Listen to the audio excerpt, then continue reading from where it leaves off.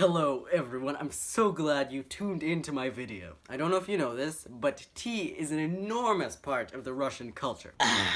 Probably because, it's a hot drink and Russia is a pretty cold country, so people have to keep themselves warm. How do I know all this, you ask? My parents, especially my father, crazy Russian dad, are really into tea drinking. It's basically a ritual every single day. Just as the sun sets, tea drinking occurs. So in this amazing, wonderful video that I have created, I would like to tell you how Russians drink tea. First up, the most basic point. What do Russians drink tea out of? American cups are simply too small. You need big cups, the biggest you can find at Walmart or Marshall's or wherever they sell big cups. Every single night, my parents drink out of the biggest cups you can imagine, full to the brim. And when they feel sentimental, they start drinking out of what's called a bluzishka. It's sort of like a saucer.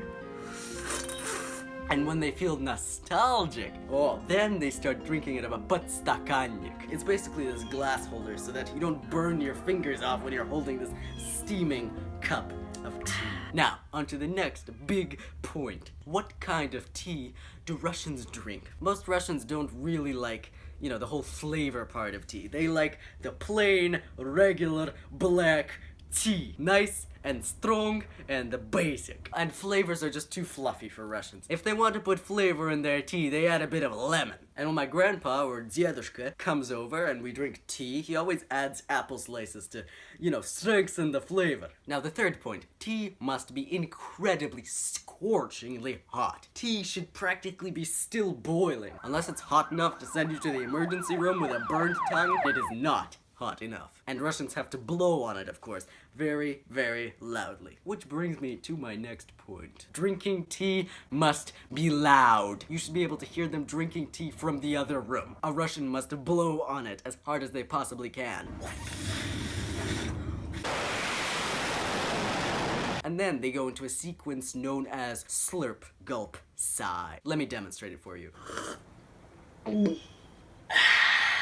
Drinking tea is a big deal. If you're gonna drink tea, you need to bring in all the sweets you could possibly get. Like konfeti, for example, which is basically candy. Different types of Russian candy. They're also pechenya, basically Russian cookies, and sushki. They're basically these tiny dried up bagels that you have to crack in your hand in order to eat. And sometimes Russians turn tea into a meal. They drink tea with the buterbroды. They're basically these Russian or European style open-faced sandwiches. They're usually with things like cheese and salami and tomatoes and things like that. Now, in conclusion, tea is sacred for Russians. My dad even calls it lubricant for the soul. Discussing the meaning of life while drinking tea in the kitchen until the dead of night is one of the most important parts to the Russian culture. Which brings me to a critical point. If you're invited to a Russian household and they offer you tea, you have to accept. If you don't, you might start some sort of blood feud with their family for the next 8 generations. Если вы откажетесь,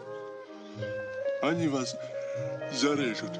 Trust me, I am a professional. When Russians offer you tea, you accept. Thank you for watching this video. I hope you learned something. I hope you enjoyed yourself. Please go subscribe to my YouTube channel and like my Facebook page and follow me on Instagram. How do I know all this, you ask? Well, I live with discussing the meaning of life, discussing the meaning of life.